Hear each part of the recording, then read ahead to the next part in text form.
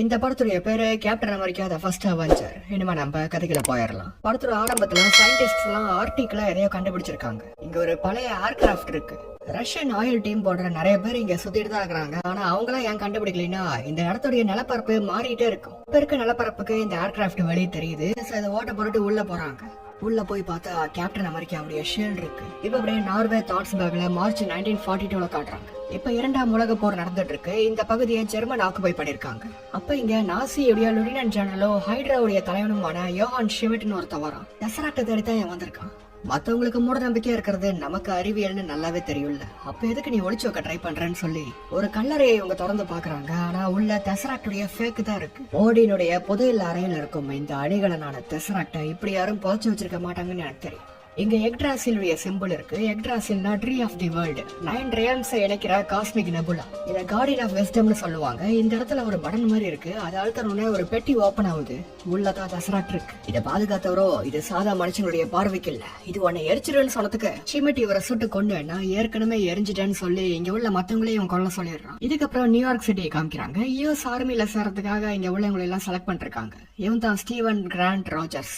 அப்ப 107வது இன்ஃபேண்ட்ரியில சண்டை போட்டாரு. அவரு மஸ்டர்ட் கேஸ்ல இறந்து போயிட்டாரு. சோ அங்க என்னை அப்பாயிண்ட் பண்ணுங்க. என் அம்மா டிபி வார்டுல நர்ஸா வேலை செஞ்சாங்க. அவங்களும் டிபி வந்து இறந்துட்டாங்கன்னு சொல்றான். ஸ்டீவ் ராஜர்ஸ் அப்ப எலும்புந்தோளமா வீக்கா இருக்கான். பத்தாவதுக்கு இவனுக்கு ஏகப்பட்ட ஹெல்த் இஷ்யூஸ் வேற இருக்கு. ஆஸ்துமா ஒன்னு இருந்தாலே நாங்க செலக்ட் பண்ண மாட்டோம்னு சொல்லிட்டு இவனை ரிஜெக்ட் பண்ணிடுறாங்க. தியேட்டர்ல படம் போறதுக்கு முன்னாடி போர்ல சண்டை போடுறவங்க, போர்ல உதவி பண்றவங்களை பத்தி பெருமையா சொல்லுவாங்க. உலக போர் அப்ப நடந்துட்டு இருந்ததுனால. ஆனா இதை பத்திலாம் யாரிடா கவலை, சீக்கிரம் படத்தை போடுங்கடான்னு சொல்லிட்டு ஒருத்தன் கத்துறான். கொஞ்சம் மரியாதை கொடுங்கன்னு ஸ்டீவ் சொன்னா கேட்க மாட்டேங்கிறான். இதனால இவன் வாய மூடுன்னு கத்தனா இவன் ஸ்டீவை தனியா கூட்டிட்டு போய் அடிக்கிறான். ஸ்டீவோ இதை நான் நாள் முழுக்க செய்வேன்னு சொல்லிட்டு விட்டு கொடுக்காம அடி வாங்கிட்டு இருக்கான். அப்ப ஜேம்ஸ் புச்சனன் பான்ஸ் ஷார்ட்டா பக்கின்னு ஒருத்த வந்து இவனை காப்பாத்துறான். ஸ்டீவுடைய ஃப்ரெண்ட் இவன். பக்கிய யூஎஸ் ஆர்மில 107வது இன்ஃபேண்ட்ரியில சர்ஜென்டா அப்பாயிண்ட் பண்ணிட்டாங்க. நாளைக்கு நான் இங்கிலாந்து போக போறதா சொல்றான் இவன். அப்புறம் என்ன அவனை மறுபடியும் ரிஜெக்ட் பண்ணிட்டாங்களான்னு இவன் கேட்கறான். ஏன்னா ஸ்டீவ் இப்படித்தான் ஒவ்வொரு ஊர்ல நடக்கிற ஒவ்வொரு ரெக்ரூட்மெண்ட்லயும் அவனை பத்தி பொய்யான டீடைல்ஸ் கொடுத்து செலக்ட் ஆகலான்னு பாப்பான். ஆனா எல்லா ஊர்லயுமே இவனை ரிஜெக்ட் தான் பண்ணிருக்காங்க. இவன் அப்பா அம்மாவை பத்தி சொன்னது உண்மைதான். வேர்ல்டு வார் 1லயே இவன் அப்பா மஸ்டர்ட் கேஸ்ல இறந்துட்டாரு. இவனுடைய 18வது வயசுல இவன் அம்மாவும் டிபி வந்து இறந்துட்டாங்க. நான் கிளம்புறது முன்னாடி வேர்ல்டு எக்ஸ்போக்கு போலான்னு சொல்லிட்டு பக்கி இவனை வேர்ல்டு எக்ஸ்போக்கு கூட்டிட்டு போறான். அங்க டோனி ஸ்டார்க்குடைய அப்பா ஹாவர்ட் ஸ்டார்க் இருக்காரு. ஸ்டார்க் கிராவிட்டிக் ரிவர்ஷன் டெக்னாலஜி மூலமா இன்னும் சில வருடங்கள்ல ஆட்டோமொபைல்ஸ் எல்லாம் பறக்கும்னு இவர் சொல்றாரு. அதுக்கான டெமோ இப்ப காட்டுறாரு. பட் கொஞ்ச நேரம் தான் பறக்குது. அதான் சொன்னல இன்னும் சில வருடங்கள் ஆகுன்னு. எங்கேயும் மிலிட்டரிக்காக ஆள் சேர்த்துறாங்க. ஸ்டீவ் மறுபடியும் ஏமாத்தி சேரலான்னு பாக்குறான். நீ மாட்டினா அவ்வளவுதான். எதுக்கு போர்ல சண்டை போட இப்படி ஆசைப்படுற? வேற வேலையா இல்லன்னு கேட்டதுக்கு போர்ல மக்கள் எல்லாம் சாகுறாங்க, நான் அங்க போகாம எப்படி இங்க இருக்க முடியும்னு கேக்குறான். சரி நான் திரும்ப வர வரைக்கும் எந்த முடல் தனத்தையும் பண்ணாது. அதான் மொத்த முடல் தனத்தையும் உன் கூட எடுத்துட்டு போறேன். இதெல்லாம் தூரத்துல இருந்து ஒருத்தர் கண்காணிச்சிட்டு இருக்காரு. ஸ்டீவோ மறுபடியும் ஏமாத்தி செலக்ஷன்ல சேரலான்னு போகும்போது இவனை இங்க வெயிட் பண்ண சொல்றாங்க. அச்சோ கண்டுபிடிச்சிட்டாங்க போலேன்னு சொல்லிட்டு இவன் கிளம்பலான்னு போகும்போது இவரு அங்க வராரு. இவர் பேரு doctor Abraham Erskine. The strategic scientific ரிசர்வ்னு ஒரு டாப் சீக்ரெட்டான ஒரு ஏஜென்சி சேர்ந்தவர். 5 வித்தியாசமான சிட்டிஸ்ல இந்த மாதிரி எக்ஸாம்ஸ்ல நீ 5 தடவை கலந்துருக்கு. உனக்கு என்ன நாசிஸ கொல்லணுமான்னு கேட்டதுக்கு இதனாச்சும் டெஸ்டான்னு கேக்குறான். இவரும் ஆமான்னு சொல்றாரு. எனக்கு யாரையும் கொல்ல விருப்பம் இல்ல, ஆனா எனக்கு போலீஸ பிடிக்காது. அவங்க எங்க இருந்து வராங்கன்னா எனக்கு கவலை இல்லைன்னு சொல்றான். பெரிய பெரிய ஆளுங்களா போர்ல சண்டை போடுறாங்க. இந்த சின்ன ஆளுக்கு ஒரு வாய்ப்பு கிடைக்கட்டுமே. இந்த சின்ன ஆளு உண்மையாலுமே எங்க இருந்து வரான்னு கேட்டதுக்கு புரோக்கர் லைன் இவன் சொல்றான். இவரும் இவனை செலக்ட் பண்ணிடுறாரு. ஷிமிட்டு கீழே ஒரு டாக்டர் வேலை செய்யறாரு. இவர் பேரு டாக்டர் ஆர்னேம் ஜோலா. இவங்க டெஸ்லாக்டுடைய சக்தியை பயன்படுத்தலாம்னு பாக்குறாங்க. ஷிமிட்டோ ரொம்ப அவசரப்படுறான். அப்ப இதோட சக்தியை தாங்காம மிஷின்ஸ் எல்லாம் போகுது. சோ இதுக்குள்ள எவ்வளவு சக்தி இருக்குன்னு இப்பதான் உங்களுக்கு புரியுது. இதோட எனர்ஜி வச்சு என்னுடைய எல்லா டிசைன்ஸுக்குமே பவர் தரலாம். இது போரையே மாத்த போகுது. டாக்டர் ஜோலா இது உலகத்தையே மாத்த போகுது. இவதான் ஏஜென்ட் பெகி கார்ட்டர். இவங்க டிவிஷன்ல உள்ள எல்லா ஆபரேஷன்ஸையும் இவதான் கண்காணிப்பா. இவ பிரிட்டிஷ் ஆக்சென்ட்ல பேசவும் கில்மோர்னு ஒருத்தன் கலாய்க்கிறான். இது என்ன யூஎஸ் ஆர்மியா இல்ல என்ன ஆர்மின்னு. இதனால பெகியை மூக்க உடைச்சிடறான். இவர்தான் கர்னல் பிலிப்ஸ். போற நம்ம என்னத்தான் வெப்பன்ஸ் வச்சு சண்டை போட்டாலும் ஜெயிக்க போறது மனுஷங்க தான். சிறப்பான மனுஷங்களை வச்சுதான் அந்த போற ஜெயிக்க முடியும் இவ சொல்லிட்டு ஸ்டீவை பார்த்து பரிதாபப்படுறாரு. இங்க நல்லா பெர்ஃபார்ம் பண்ற ஒருத்தனை ஸ்ட்ராட்டஜிக் சயின்டிபிக் ரிசர்வ் செலக்ட் பண்ணி அவனை சூப்பர் சோல்ஜரா மாத்த போறாங்க. அந்த சோல்ஜர் தான் ஹிட்லரை நரகத்துக்கு அனுப்ப போறான். கில்மோர் வேற ஸ்டீவை தொல்லை பண்ணிட்டே இருக்கான். இந்த கேம்ப் கொடிக்கிட வந்துட்டுனா அவ பாதி தூரம் அடைஞ்சிட்டோன்னு அர்த்தம். இந்த கொடி எடுக்கிறவங்க ஏஜென்ட் பெகி கூட வண்டியில போலான்னு சொல்றாங்க. சோல்ஜர்ஸும் ட்ரை பண்றாங்க. ஆனா இதை யாராலையும் எடுக்க முடியல. இன்ஃபேக்ட் 17 வருஷமா இந்த கொடியை யாருமே எடுத்ததில்ல. ஸ்டீவ் இந்த கொடி கம்பத்துடைய ஸ்க்ரூவை கழட்டி இந்த கம்பத்தையே வேலை வச்சு இந்த கொடியை ஈஸியா எடுத்து வண்டியில போயிடுறான். இந்த போட்டியில் ஜெயிச்சு அந்த ஸ்டீவெல்லாம் நீ செலக்ட் பண்றது யோசிக்கல. யோசிக்கல, முடிவே எடுத்துறேன்னு ஏப்ரஹாம் சொல்றாரு. என் பேசுக்கு அவன் ஆஸ்துமா மருந்துலாம் எடுத்துட்டு வரும்போது ஏதோ நீ சோதனை பண்ண போறேன்னு நினைச்சா நீ அவனை போய் செலக்ட் பண்ணிருக்க. அவன் கையில ஊசி குத்துனாவே அடுத்த பக்கம் வந்துருப்போம். அவனை பார்த்தாலே அழகுதாயா வருதுன்னு இவர் சொல்றாரு. இதுக்கு பிசிக்கல் குவாலிட்டி மட்டும் முக்கியம் இல்ல, அந்த செனட்டர் கிட்ட அந்த ப்ராஜெக்டுக்காக நம்ம எவ்வளவு கஞ்சரான்னு மறந்துட்டியா? கில்மோர் எல்லா டெஸ்டையும் பாஸ் பண்ணிருக்கான், அவன் தான் அது சரிப்பட்டு ஒரு வான்னு கடவுள் சொன்னதுக்கு இல்ல, அவன் ஒரு புள்ளின்னு ஏப்ரஹாம் சொல்றாரு. நல்ல விதமாலாம் போற ஜெயிக்க முடியாது, கட்ஸ வச்சு மட்டும் தான் போற ஜெயிக்க முடியும்னு சொல்லிட்டு ஒரு கிரனேட வீசுறாரு. இதை பார்த்து எல்லாரும் பயந்து ஓடிடுறாங்க. ஆனா ஸ்டீவ் இல்ல, இந்த கிரனேட் மேலே படுத்துக்கிட்டு எல்லாரும் தள்ளி போங்கன்னு மத்தவங்களை காப்பாத்த ட்ரை பண்றான். அப்புறம் தான் தெரியுது இது ஒரு டம்மி கிரனேடுன்னு. இந்த சரக்கு சிட்டியான ஆஸ்பர்க்ல இருந்து வந்தது. நிறைய பேர் மறந்த விஷயம், நாசிஸ் அவங்க நாட்டியத்தான் முதல்ல ஆக்கிரமிச்சாங்க. கடைசி போர்ல தோத்த வாட்டி என் ஊர் மக்கள்லாம் பலவிடமா தென்படும் போது தான் ஹிட்லர் வந்தான். ஏன்னா இவரு ஜெர்மனி சேர்ந்தவர். ஹிட்லர் அப்ப இவரை பத்தி கேள்விப்பட்டு இவரை அவங்க கூட சேர்த்திக்கலான்னு பார்த்தா, ஆனா இவருக்கு விருப்பம் இல்ல. ஹிட்லருடைய ரிசர்ச் டிவிஷன் பேர் தான் ஹைட்ரா. ஹைட்ராவுடைய ஹெட் ஒரு பிரில்லியண்டான சயின்டிஸ்ட், அவன் தான் யோஹான் ஷிமிட். ஹிட்லர் நிறைய கதைகளை சொல்லி அவனுடைய ஃபாலோவர்ஸ் இன்ஸ்பயர் பண்ணான். ஆனா ஷிமிட்டை பொறுத்த வரைக்கும் அதெல்லாம் வெறும் கதைகள் மட்டும் இல்ல, கடவுள்களால விட்டு வைக்கப்பட்ட ஒரு மாபெரும் சக்தி பூமிக்குள்ள ஒளிஞ்சிருக்குன்னு அதை அவன் தேட ஆரம்பிச்சான். அதை அடைஞ்சா எல்லாரை விட சுப்பீரியர் ஆகலான்னு அவன் ஆசைப்பட்டான். அப்பதான் இவருடைய ரிசர்ச் பத்தி கேள்விப்பட்டு இவரை வற்புறுத்தி இவரை உருவாக்கின ஒரு சீரமை அவனுக்குள்ள செலுத்திக்கிட்டான். அது மூலியமா அவன் பலசாலியா ஆனா அந்த சீரம்ல நிறைய சைடு எஃபெக்ட்ஸும் இருந்துச்சு. அப்ப சீரம் தயாராகல, ஆனா அதோட முக்கியம் அந்த சீரமை செலுத்து போற மனுஷன் தான். ஏன்னா இந்த சீரம் உள்ளுக்குள்ள இருக்கிறத பல மடங்காக்கும், அதாவது நல்லதை சிறப்பாக்கும், கெட்டதை மோசமாக்கிடும். அதனால்தான் இவரு ஸ்டீவை தேர்ந்தெடுத்தாரு. ஏன்னா ஒரு பலசாலி வாழ்க்கை முழுக்க அவன் பலத்தை பயன்படுத்தி அவன் பலத்துக்கான மரியாதை அவங்க கிட்ட இருக்காது. ஆனா ஒரு பலவீனமானவனுக்கு அந்த பலத்துடைய மதிப்பு என்னங்கிறது தெரியும். சோ நாளைக்கு என்ன ஆனாலும் நீயே ஒரு பெர்ஃபெக்டான சோல்ஜரா இல்ல, ஒரு நல்ல மனுஷனான்னு சொல்றாரு. அஜிஜா நான் மறந்த போயிடு, நாளைக்கு தான் உனக்கு ப்ரொசீஜர் இருக்குல்ல, சோ நீ குடிக்க கூடாதுன்னு சொல்றாரு. ஆனா நான் குடிக்கலாம், எனக்கு தான் எந்த ப்ரொசீஜரும் இல்லன்னு சொல்றாரு. ஷிமிட்டோ ஏப்ரஹாம கண்காணிச்சு அவரை கண்டுபிடிச்சிட்டா இவரை கொல்ல திட்டம் போடுறான். ஏன்னா அப்பதானே இவருடைய சீரம் மத்தவங்களுக்கு கிடைக்காம இருக்கும்னு. ஸ்டீவோ பெக்கி கிட்ட அந்த சந்து அப்புறம் அங்க பார்க்கிங் லாட்ல அந்த ஹோட்டலுக்கு பின்னாடி எல்லாம் நான் அடி வாங்கியிருக்கேன்னு சொல்றான். இவ்வளவு அடி வாங்கி நீ ஓடலையான்னு கேட்டதுக்கு ஓடினாலும் விட மாட்டாங்க, சோ நான் ஏத்து நின்னு சொல்றான். அப்புறம் நீங்க இவ்வளவு அழகா இருக்கீங்க, ஆர்மில என்ன பண்றீங்கன்னு இவன் கேக்குறான். பொண்ணுங்க கிட்ட எப்படி பேசணும்னு எனக்கு தெரியல, ஏன்னா பெகி கிட்ட இப்ப பேசுன அளவுக்கு கூட என் வாழ்க்கையில எந்த பொண்ணுகிட்டயும் பேசுனது இல்ல. என்ன எந்த பொண்ணுங்களுக்கு பிடிக்கும், பொண்ணுங்களை டான்ஸ் ஆட கூப்பிடுறது எனக்கு பயம், சோ நான் சரியான பார்ட்னருக்காக காத்துட்டு இருக்கிறேன்னு சொல்றான். இங்க ஒரு பழம்பொருள் கடை இருக்கு, உள்ள போனா இன்னைக்கு காலையில வெதர் நல்லா இருக்குல்லன்னு ஒருத்தவங்க சொல்றாங்க. ஆமா, இருந்தாலும் நான் எப்பயும் கூட கொடை கொண்டு வருவேன்னு பெக்கி சொல்றான். இது கோடு வேர்டு. இந்த கோடு வேர்டை கேட்ட வாட்டி இவங்களை வெளில வர்றாங்க. ஏன்னா உள்ள ஒரு ரகசிய இடம் வச்சிருக்காங்க, இங்கதான் இவனை சூப்பர் சோல்ஜரா மாத்த போறாங்க.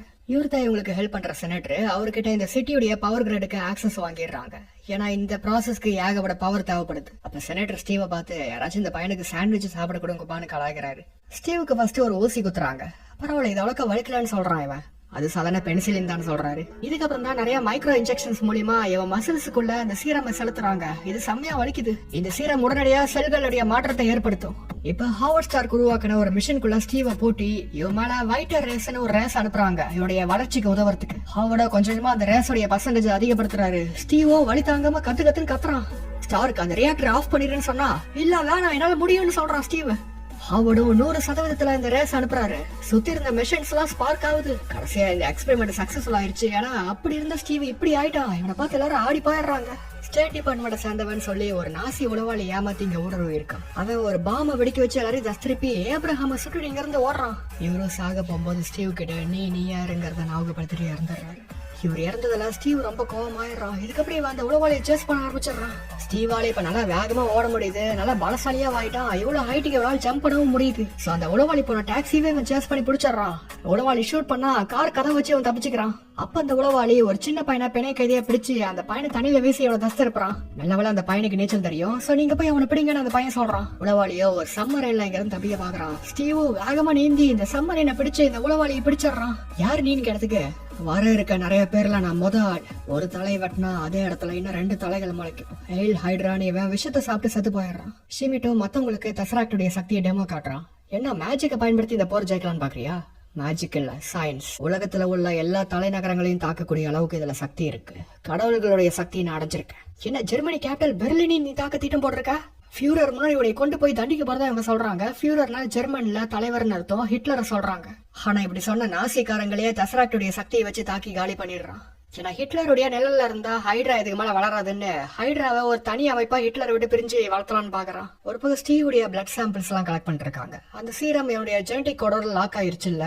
சோ டாக்டர் ஏப்ரஹாம் உதவி இல்லாம இந்த சீரமை தனியா உருவாக்குறதுக்கு பல ஆண்டுகள் ஆகும். இந்த நாட்டிலேயே நான் தான் சிறந்த மெக்கானிக்கல் இன்ஜினியர். ஆனா என்னால கூட அந்த உளவாளி வந்த சம்மரின் எப்படி வேலை செய்யுங்கிறத கண்டுபிடிக்க முடியலன்னு ஹாவர்ட் சொல்றாரு. ஏன்னா ஹைட்ரா டெஸ்ராக்டுடைய சக்தியை பயன்படுத்தி இவங்க டெக்கே மிஞ்சிட்டாங்க. கர்னல் இதனால ஹைட்ரா கூட நேரடியா மோதிடலான்னு முடிவெடுத்துறாரு. இதுக்காக பெகியும் ஹாவர்டையும் கூப்பிடுறாரு. ஸ்டீவும் வரேன்னு சொன்னதுக்கு, நீ ஒரு எக்ஸ்பெரிமெண்ட் தான், நான் கேட்டதோ ஒரு படைய, ஆனா எனக்கு கிடைச்சதோ நீ மட்டும் போதாதுன்னு சொல்லிட்டு இவனை ஒதுக்கிடுறாரு. அப்ப அந்த செனேட்டர், அவரை விடு, நீ நியூஸ் பேப்பர்ல செம்ம ஃபேமஸ் ஆயிட்ட, நீ ஒரு சின்னம் ஆயிட்ட, நாட்டுக்காக சண்டை போறதான வாசன்னு சொல்லி ஸ்டீவை கேப்டனா ப்ரொமோட் பண்ணிடுறாரு. இதுக்கப்புறம் இவனுக்கு காஸ்டியூம் எல்லாம் கொடுத்து போர்ல சண்டை போட விடுவாங்கன்னு பார்த்தா இவனை ஸ்டேஜ்ல பெர்ஃபார்ம் பண்ண விட்டுட்டாங்க. சோல்ஜர் ஆகிறதுக்கு பதிலா ஒரு செலிபிரிட்டி ஆயிட்டான், படத்துல எல்லாம் நடிக்கிறான், ஸ்டேஜ்ல ஹிட்லர் அடிக்கிற மாதிரி பெர்ஃபார்ம் பண்றான். சோ இப்படித்தான் இவன் கேப்டன் அமெரிக்கான ஃபேமஸ் ஆனா இவனை பத்தி காமிக்ஸ் எல்லாம் வெளியிடுறாங்க. ஸ்டார் லார்டு பீட்டர் குவில்லுடைய அம்மா மெரிடித் குவில்லும் இவங்கிட்ட ஆட்டோகிராஃப்லாம் வாங்கிடுறாங்க, இவனுடைய ஃபேன் ஆயிடுறாங்க. இதுக்கப்புறம் இவன் இட்டாலியில சோல்ஜர்ஸ் கிட்ட எனக்கு வாலண்டியர்ஸ் தேவைன்னு சொல்லிட்டு மோட்டிவேஷன் ஸ்பீச் கொடுத்துட்டு இருந்தா, டேய் நாங்க ஏற்கனவே வாலண்டியர்ஸா செலக்ட் ஆகி தாண்டா ஆர்மிக்குள்ள வந்துக்கிறோம், நீ போடா பொண்ணுங்களை வர சொல்றான்னு சொல்லிட்டு இவன் தக்காளி வச்சு அடிக்கிறாங்க. இப்படி இவன் ஜோக்கர் ஆயிட்டான். இப்படி ஸ்டேஜ்ல பேசி தான் ஸ்டீவ் நல்லா மோட்டிவேஷன் ஸ்பீச் கொடுக்குற மாதிரி திறமை வளர்த்திருக்கான். இவன் எங்க போனாலும் அந்த ஸ்டேட்டுடைய பாண்ட் செல் பர்ஃபார்மன்ஸ் 10% அதிகமாகுது. இப்படி இவனை ஒரு ஷோகேஸ் மாதிரி பயன்படுத்திட்டு இருக்காங்க. இருந்தாலும் கர்னல் சொன்னது போல லேபுக்குள்ளேயே அடைஞ்சு கிடக்கிறதுக்கு செனேட்டர் கொடுத்த இந்த வேலை எவ்வளவு பரவாயில்லன்னு தான் சொல்றான். அப்போ உனக்கு ரெண்டே வாய்ப்பு தானா, ஒன்னு லேப் எலி அல்லது டான்ஸ் ஆடுற குரங்கு, நீ இதை விட சிறப்பானவன்னு பெகி சொல்றான். 107வது இன்ஃபேண்ட்ரி சேர்ந்த 200 சோல்ஜர்ஸ் ஷிமிட்டிக்கு எதிராக சண்டை போட அனுப்புனாங்க. ஆனா மிச்சம் 50 பேர் தான் திரும்பி இருக்காங்க. பக்கி 107வது இன்ஃபேண்ட்ரி சேர்ந்தவன் தானே, அவன் திரும்ப வந்தானு இவன் கேக்குறான். பட் அவன் பேரு திரும்ப வந்தவங்க லிஸ்ட்ல இல்ல. அவங்கள காப்பாத்த ஏதாச்சும் திட்டம் இருக்குதான்னு கேட்டதுக்கு போற ஜெயிக்கிறது மட்டும் தான் ஒரே திட்டம்னு சொல்றாரு கர்னல். யூரோப்ல உள்ள ரொம்ப ஆபத்தான டெரிட்டரியில அவங்களை பிடிச்சு வச்சிருக்காங்க. அங்க போனா இன்னும் தான் நமக்கு இழப்பு ஏற்படும். ஸ்டேஜ்ல பெர்ஃபார்ம் பண்றவனுக்கு இதெல்லாம் எங்க புரிய போகுதுன்னு சொல்லிட்டு அவனை கலாய்க்கிறாரு. ஆமா நீ என்ன அரை மணி நேரத்துல எங்கேயோ பெர்ஃபார்ம் பண்ண போகணுமாமே? ஆமா சார், பெர்ஃபார்ம் தான் பண்ணணும்னு சொல்றான். என்னை எவ்வளோ தனியா போய் பக்கியை காப்பாத்தலான்னு முடிவெடுத்துறான். என்ன ஆஸ்திரியாவுக்கு நடந்தே போடான்னு பாக்குறேன்னு கேட்டதுக்கு, தேவனா நான் அதையும் செய்வேன்னு சொல்றான். உன் ஃப்ரெண்ட் நேரம் இறந்துருப்பான்னு சொன்னா அது நமக்கு தெரியாதுன்னு சொல்றான். அவங்களை காப்பாத்த கர்னல் ஸ்ட்ராட்டஜிஸ் வகுத்துட்டு இருக்காரு. அதுக்குள்ள லேட் ஆயிடும், நீ தானே சொன்ன என்னால இதை விட சிறப்பா செய்ய முடியும், என்னாலே இதை விட சிறப்பா செய்ய முடியும்னு சொல்லிட்டு எவ்வளோ ஹாவர்ட் உதவி மூலியமா எவனா பிளேன்ல கூட்டிட்டு போறான். இவனு ஸ்டேஜ்ல பெர்ஃபார்ம் பண்றதுக்கு வச்சிருந்த ஹெல்மெட்டை மாட்டிட்டு வந்துடுறான். 2 மலைப்பகுதிகளுக்கு நடுவுல கிராஸ்பர்க்ல அந்த ஹைட்ரா கேம்ப் இருக்கு, அது ஒரு ஃபேக்டரி. பெகி அப்ப இவனுக்கு ஒரு டிரான்ஸ்மிட்டர் கொடுக்குறா. நீ ரெடினா சிக்னல் அனுப்பி நாங்க வரோம்னு சொல்றான். ஹாவர்ட் ஒரு சிறந்த பைலட், ஆனா அவராலேயே அந்த இடத்துக்கு கிட்ட கொண்டு போக முடியல. ஏன்னா இவங்களை பார்த்தோன்னே சுட ஆரம்பிச்சிடுறாங்க. ஸ்டீவோ நான் தானே கேப்டன், நான் சொல்றதை கேளுங்க, பிளேனை திருப்பி கிளம்பிருங்கன்னு சொல்லிட்டு இவன் அப்படியே குதிச்சு பேராஷூட்ல லேண்ட் ஆயிடுறான். இதுக்கப்புறம் ஸ்டீவ் அவனுக்கு கேம்புக்குள்ள ஊடுருவி போக ஆரம்பிச்சிடறான். டெசராக்டுடைய சக்தி மூலியமா இவனுக்கு செம்ம ஹைடெக்கான வெப்பன்ஸ் எல்லாம் உருவாக்கி வச்சிருக்கானுங்க. இப்ப ஸ்டீவ் இங்க உள்ள கைதிகளை எல்லாம் காப்பாத்துறான். யாருன்னு இடத்துக்கு கேப்டன் அமெரிக்கான்னு சொல்றான்.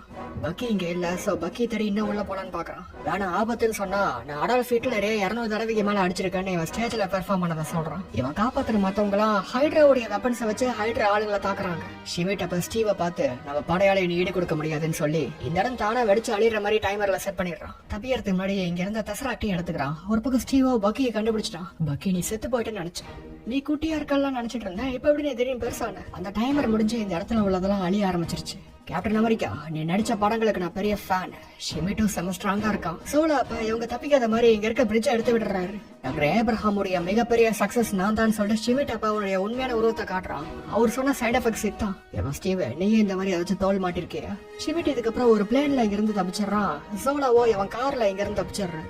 இங்க நடுவில் ஒரு கம்பி இருக்கு, அதில் நடந்து பக்கி தப்பிச்சிடறான். பட் ஸ்டீவ் வரதுக்குள்ள அந்த கம்பி கீழே வந்துருச்சு. ஏதாச்சும் கயிறு கண்டிப்பா இருக்கணும்ல, இங்க இருந்து போன்னு சொன்னா நீ எல்லாம் போக மாட்டேன்னு சொல்றான். ஸ்டீவ் வேற வழி இல்லாம எகிரி அப்படியே தாண்டலாம் ட்ரை பண்றான். கர்னலோ ஸ்டீவ் இறந்து போயிட்டு நினைச்சுக்கிறாரு. அவனை தேடி சர்வேலன்ஸ் பிளைட்ல அமிச்சாங்க, ஆனா யாரையும் கண்டுபிடிக்க முடியல. ஸ்டாருக்கு பணக்காரன், அது மட்டும் இல்லாம நம்ம படையுடைய வெப்பன்ஸ் கான்ட்ராக்டர், அதனால அவன் மேல என்னால கோவப்பட முடியாதுன்னு சொல்லிட்டு பெகி மேல ஒரு கோவத்தை காட்டுறாரு. ஸ்டீவ் எதுக்கு அப்படி அமிச்சிங்கன்னு. இந்த முடிவுக்கு ஸ்டீவுக்கும் வருத்தம் கிடையாது, எனக்கும் வருத்தம் கிடையாது. என்ன அவன் மேல உனக்கு கிரஷா இல்ல நம்பிக்கைன்னு சொல்றான். நம்ம டிவிஷனை ஷடன் பண்ணுவாங்க அப்ப தெரியும். அப்ப எல்லாரும் ஓடுறாங்க. என்னன்னு பார்த்தா ஸ்டீவ் மத்தவங்களும் நடந்து இங்க வந்துட்டாங்க. சில பேருக்கு மருத்துவ உதவி தேவைப்படுது. அப்புறம் நான் நடந்துக்கிறதுக்கு எந்த தண்டனையா இருந்தாலும் ஏத்துக்கிறேன்னு சொல்றான். ஆனா அதுக்கு அவசியம் இல்லைன்னு இவர் சொல்லிடுறாரு. பெக்கி கொடுத்த டிரான்ஸ்பாண்டர் உடஞ்சு போயிடுச்சு, அதனால தான் இவங்களுக்கு சிக்னல் அனுப்ப முடியல. இதுக்கப்புறம் senator ஸ்டீவுக்கு medal of Velar award கொடுக்கலான்னு பார்த்தா ஸ்டீவ் அதை அட்டன் பண்ணல. ஏன்னா போர் இன்னும் முடியல. கேப்டன் அமெரிக்கா வரலன்னு சொல்ல வந்தவனை பார்த்து என்ன கேப்டன் அமெரிக்கா உயரமா இருப்பான்னு நினைச்சேன்னு ஸ்டான்லி சொல்றாரு. பக்கி காப்பாத்திட்டு இருக்கும்போது ஸ்டீவ் அங்க இருந்த ஒரு மேப்பை பார்த்தான். அதை வச்சு ஹைட்ராவுடைய கேம்ப் மத்த கேம்ப்ஸ் எல்லாம் எங்க இருக்குங்கிறத கண்டுபிடிச்சிட்டான். ஹைட்ராக்கு இன்னும் எவ்வளவு ஃபேக்டரிஸ் இருக்கு, ஆனா மேப்லயே இல்லாத ஒரு இடத்துக்கு வெப்பன்ஸ் எல்லாம் ஏற்றுமதி அவங்க பண்ணிட்டு இருந்தாங்கன்னு பக்கி சொல்லியிருக்கான். சோ அந்த மெயின் கேம்ப் தான் எல்லாரும் தேடிட்டு இருக்காங்க. அதை கண்டுபிடிக்கிற வரைக்கும் மத்த ஃபேக்டரிஸ் எல்லாம் நம்ம அழிச்சிடலாம்னு கர்னல் சொல்றாரு. இதுக்கு உதவியா கர்னல் ஒரு டீமை கொடுத்தா அவங்க வேணான்னு சொல்லி ஸ்டீவ் காப்பாத்தினால அவங்களே ஒரு டீமா சேர்த்துறான். ஸ்டீவ் காப்பாத்தின டீம்ல எல்லா நாட்டை சேர்ந்தவங்களும் இருக்காங்க. ஹைட்ராங்கிறது உலகத்துக்கே எதிரானதானே, அதனால தான் இப்பதான் அங்க இருந்து உசுறு பொழைச்சு வந்தோம். திரும்ப அங்கேயே போகணுமா, பரவாயில்ல ஃபன்னு தான், ஜமாய்க்கலான்னு எல்லாரும் ஒத்துக்குறாங்க. இந்த டீம் பேரு ஹவுலிங் கமாண்டோஸ். பெகி அப்ப வந்து ஹாவர்ட் சிலது உனக்காக ஏற்பாடு பண்ணிருக்கான். அப்புறம் இதெல்லாம் முடிஞ்ச வாட்டி நம்ம டான்ஸ் ஆட போலாம்னு சொல்றான். நீ எப்படி இன்விசிபிளா யாரும் உன்னை கண்டுக்காம இருப்பாங்களோ அந்த மாதிரி நான் மாறிட்டேன்டா. கவலைப்படாத, பெகிக்கு யாராச்சும் ஃப்ரெண்ட் இருப்பாங்க. ஸ்டீவோ ஹைட்ராவுடைய டெக்க ஒன்று எடுத்துட்டு வந்திருக்கான். அதை ஹாவர்ட் ஆராய்ச்சி பண்ணலான்னு பார்த்தா ஆராய்ச்சி பண்ண முடியாத அளவுக்கு இதோட சக்தி பயங்கரமா இருக்குது. ஹாவர்டுக்காக ஸ்டீவ் வெயிட் பண்ணிட்டு இருந்தா ஒரு பொண்ணு, நீங்க கிட்டத்தட்ட 400 பேரை காப்பாத்திருக்கீங்கன்னு சொல்லி அவனை கிஸ் பண்றா. பெகி இதை பார்த்து கோச்சுக்கிறா. நீ மட்டும் என்ன, உனக்கும் ஹாவர்டுக்கு நடுவில் எதுவும் இல்லைன்னு எனக்கு எப்படி தெரியும்னு கேட்டதுக்கு பொண்ணுங்களை பத்தி இப்ப உனக்கு ஒண்ணும் தெரியலன்னு சொல்லிட்டு போறான். ஹாவர்டோ கார்பன் பாலிமர்ல உனக்கு சோட்டு உருவாக்கலாம்னு சொல்றாரு. ஜெர்மன் பாய் நட கத்தி வச்சு குத்துறா கூட இது ஒண்ணாவது. அப்புறம் நீ எப்பயும் ஷீல்டோட தான் இருப்பேன்னு சொல்லி இவனுக்காக நிறைய ஷீல்ட்ஸ் எல்லாம் காமிக்கிறாரு. வைப்ரேனியம்ல உருவாக்கப்படுது. ஸ்டீலுடைய இடையில 3ல ஒரு பங்கு தான் இது இருக்கும். வைப்ரேஷன்ஸ் மொத்தமா அப்சர்வ் பண்ணக்கூடிய அப்சர்வன்ட். ஸ்டீவுக்கோ இந்த ஷீல்டு பிடிச்சிருக்கு. முழுசா முடிக்கப்படாத புரோட்டோடைப். எல்லாத்துக்கும் தரலாமேன்னு கிடத்துக்கு இல்ல, வைப்ரேனியம் உலகத்திலேயே ரொம்ப அரிய வகை மெட்டல்னு சொல்றாரு. பெக்கி அப்ப இதை டெஸ்ட் பண்ணிடலான்னு வேணா ஷூட் பண்றா. நான் லெவல் ஷீல்டு தாக்கு பிடிச்சிருச்சு. ஸ்டீவோ அவன் யூனிஃபார்ம்கான ஐடியாஸ் தரான் இவருக்கு. இதுக்கப்புறம் என்ன சண்டை தான். ஸ்டீவோ அவன் படையும் ஹைட்ராவுடைய ஒவ்வொரு ஃபேக்டரிஸா பூந்து அடிச்சு அழிக்க ஆரம்பிச்சிடுறாங்க. பெக்கி இவன் உண்மையா லவ் பண்றான். காம்பஸ்ல கூட இவன் போட்டோ தான் வச்சிருக்கான். இதை பார்த்து எல்லாருக்கும் இந்த விஷயம் தெரிஞ்சு போயிருச்சு. கேப்டன் அமெரிக்காவே அவன் படையும் ஹைட்ராவால தடுக்க முடியல. இதனால ஷிமிட் கோவம் ஆயிடுறான். ஒரு ஷீல்டு வச்சிருக்க மனுஷங்களால தடுக்க முடியலையான்னு. சார் வெப்பன்ஸை உருவாக்குறது தான் என் வேலை, அதை சொல்றது கிடையாது. அவன் மிஷினை முடிக்கிறதுக்குள்ள நம்ம மிஷினை முடிங்க சார். நான் கடைசி வரைக்கும் சண்டை போடன்னு ஒருத்தன் சொன்னா, கடைசி வரைக்குமா இல்ல ஏன்னு சொல்லிட்டு போட தள்ளிடுறான் இவனை. இதுக்கப்புறம் டாக்டர் சோலோ ஒரு ட்ரெயின்ல போயிட்டு இருக்காரு. சோலோவை கடத்திடலான்னு இவங்களாம் முடிவெடுத்து இவங்களும் ட்ரெயினுக்குள்ள வராங்க. உள்ள சூட் போட்டு பயங்கரமான ஆயுதங்களை வச்சு தாக்கிட்டு இருக்காங்க. அவங்க கூட இவங்க சமத்தியா சண்டை போட்டு இருக்காங்க. ஸ்டீவ் அவ ஷீல்டு வச்சு தடுக்கவோ அதுல ரிஃப்ளெக்ட் ஆகி ட்ரெயினே ஓட்ட போட்டுருது. பக்கி அப்ப ஸ்டீவ காப்பாத்த போய் அவன் ஷீல்டு வச்சு தடுத்து அவன் ஏறிட்டு போயிடுறான். ஸ்டீவோ பக்கி எவ்வளவு காப்பாத்த ட்ரை பண்றான். பட் பக்கி கடைசியா எவ்வளவு ஹைட்ல இருந்து கீழே விழுந்து காணாம போயிடுறான். கடைசியா அவங்க டாக்டர் சோலோவை கடத்திடுறாங்க. நாங்க பிடிக்கிற ஒவ்வொரு ஹைட்ரா சோல்ஜர்ஸும் சைனட குப்பியை சாப்பிட்டு செத்து போயிடுவாங்க. நீங்க என்ன சாவலினா அப்ப உங்களுக்கு வாழ விருப்பம் போலயே. டாக்டர் சோலோ எங்களுக்கு வேண்டிய இன்ஃபர்மேஷன்ஸ் கொடுத்துட்டாரு. அதனால ஒரு சுவிட்சர்லாந்துக்கு அமிச்சிட்டோன்னு சொல்லி ஒரு மெசேஜை என்கோட் பண்ணி வாஷிங்டனுக்கு இன்னைக்கு காலையில அமிச்சிட்டாங்க ஏற்கனவே. இது உங்க ஆளுங்க என்ன டீகோட் பண்ணலன்னா அது கேவலான்னு சொல்றாரு. இந்த மெசேஜ் போய் ஷிமிட்டுக்கு தெரியும்னு சொல்றதுக்கு இனிமே ஷிமிட் உங்களை நம்ப மாட்டாரு, உங்களை கொல்லத்தான் பாப்பாரு. கேப்டன் அமெரிக்காவுடைய க்ளோஸான ஃப்ரெண்ட் சத்ததுக்கும் நீங்க தான் காரணம். சோ எல்லா சைடும் உங்களுக்கு ஆபத்துன்னு சொல்றாரு. ஷிமிட் கடவுள்களுடைய கால் தடங்களை பின்பற்ற பாக்குறான். அவன் உலகத்தை அடையிற வரைக்கும் விட மாட்டான். அவன் டார்கெட் எல்லாமே தான் இவர் சொல்றாரு. ஷிமிட்டோ நாளைக்கு ஏதோ பெருசா செய்யறதுக்காக ஆளுகளை தயார் பண்ணிட்டு இருக்கான். பக்கி போன சோகத்துல ஸ்டீவ் சரக்கடிச்சிட்டு இருக்கான். பட் எவ்வளவு சரக்கடிச்சாலும் இவனுக்கு போதையாக மாட்டேங்குது. ஏன்னா என் உடம்பு சீக்கிரமா குணமாயிடுது. சாதா மனுஷங்களை விட என்னுடைய உடம்புடைய மெட்டபாலிசம் 4 மடங்கு அதிகமா இருக்கு. சீரமுடைய one of the side effects இது. உன்னை காப்பாத்தி உன் ஃப்ரெண்ட் இறந்திருக்கானா, அப்ப அவன் ஒருத்த என்னன்னு அவனுக்கு தெரிஞ்சிருக்குது. உன்னை அவன் மதிச்சிருக்கான். சோ உன்னை நீயே பழி போட்டுக்காதன்னு அவன் சொல்றான். டாக்டர் சோலோவோ ஹைட்ராவுடைய கடைசி பேஸ் எங்க இருக்குன்னு சொல்லிட்டாரு. யூரோப்ல ஆல்ப்ஸ்னு ஒரு மவுண்டன் ரேஞ்சில 500 ஃபீட் கீழே இருக்கு. சோ அந்த இடத்துக்குள்ள போறது கஷ்டம். என்ன அங்க போய் கதவே நம்ம தட்டி போக முடியும்னு இடத்துக்கு அதைத்தான் நம்ம எக்ஸாக்டா பண்ண போறோம்னு ஸ்டீவ் சொல்றான். என் ஸ்டீவ் கிட்ட ஒரு பிளான் இருக்கு. அவன் வேணும்னு அந்த பேஸுக்கு போய் ஹைட்ரா ஆளுங்க கூட சண்டை போடுற மாதிரி சண்டை போடுறான். ஏன்னா இப்படி டைரக்டா போய் சண்டை போட்டா இவன் மாட்டிப்பான்னு நல்லாவே தெரியும். சோ வேணும் இந்த மாதிரி சண்டை போட்டு இந்த ஆளுங்க கிட்ட மாட்டிக்கிறான். ஏன்னா அப்பதானே இவங்களே ஷிமிட் கிட்ட கூட்டிட்டு போவாங்க. இவன் பிளானும் ஒர்க் அவுட் ஆகுது.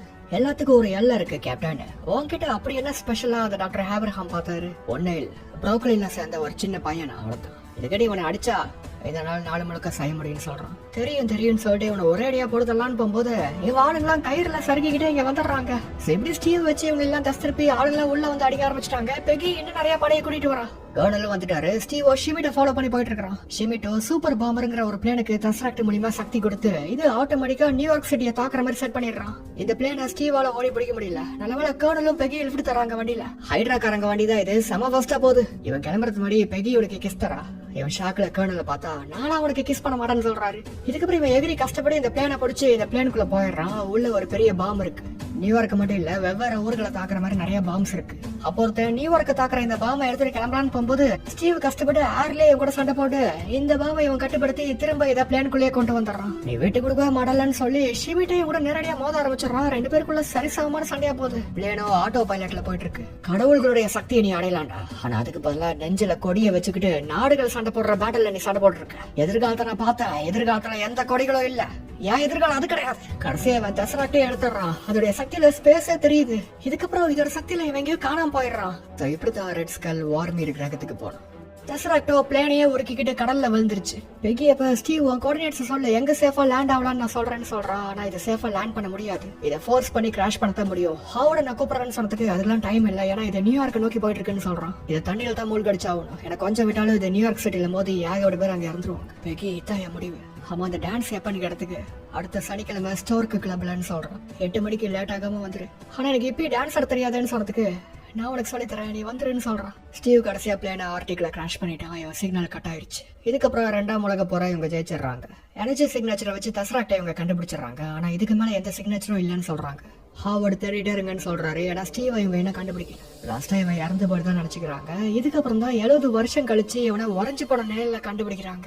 இப்ப ஸ்டீவ் முழிச்சா 1940s சேர்ந்த ஒரு ஹாஸ்பிட்டல்ல இருக்க மாதிரி இருக்கு இவனுக்கு. ரேடியோல ஒரு பழைய பேஸ்பால் மேட்ச் பத்தி சொல்லிருக்காங்க. இதனால இவன் சந்தேகப்பட்டு நான் எங்க இருக்கேன்னு கேக்குறான். ஏன்னா இந்த மேட்ச் மே 1941 நடந்தது. அந்த மேட்ச் இவன் நேரலையா பாத்திருக்கான். இதெல்லாம் செட்டப் பண்ணி இவன் தெரிஞ்சுக்கிட்டு இந்த இடத்த உடச்சு இவங்க இருந்து தப்பிக்க பாக்குறான். வெளியே நியூயார்க் டைம்ஸ் ஸ்கொயர் இடத்த பார்த்து ஆடி போயிடுறான். உலகம் எவ்வளவு மாறிடுச்சான்னு. ஷீல்டுடைய டைரக்டர் நிக் ஃபியூரி வந்து உங்ககிட்ட கொஞ்சம் கொஞ்சமா விஷயத்த சொல்லான்னு இருந்தோம், நீங்க ஒரு 70 வருஷமா தூங்கிட்டு இருந்தீங்கன்னு சொல்றாரு. நான் ஒரு டேட்டிங் போக வேண்டியது இருந்துச்சுன்னு சொல்றேன்.